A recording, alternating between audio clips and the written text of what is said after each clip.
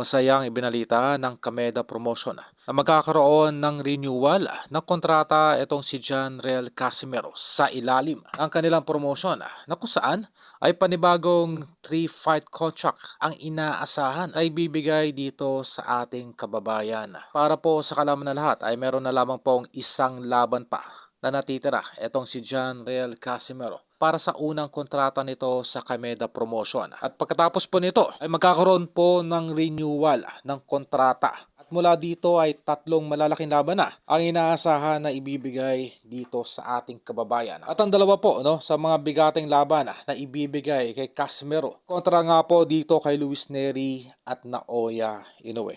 Well, isa ito sa mga dahilan kita kinuha ng Kameda Promotion itong ating kababayang si Casimero. Para nga po sa dalawang bigating laban. At the same time po ay kinuha rin ng Kameda Promotion itong si Luis Nery.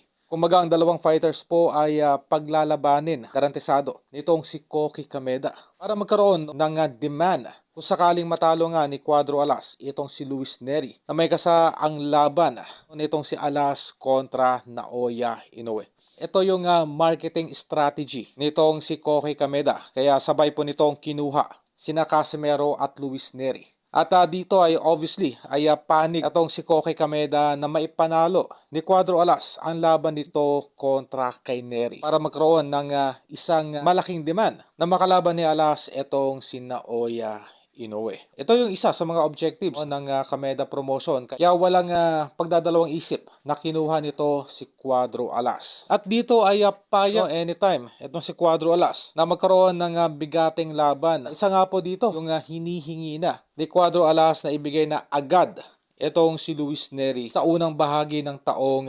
2026. Upuli, ibigay niya sa akin si Luis Nery. Let's go!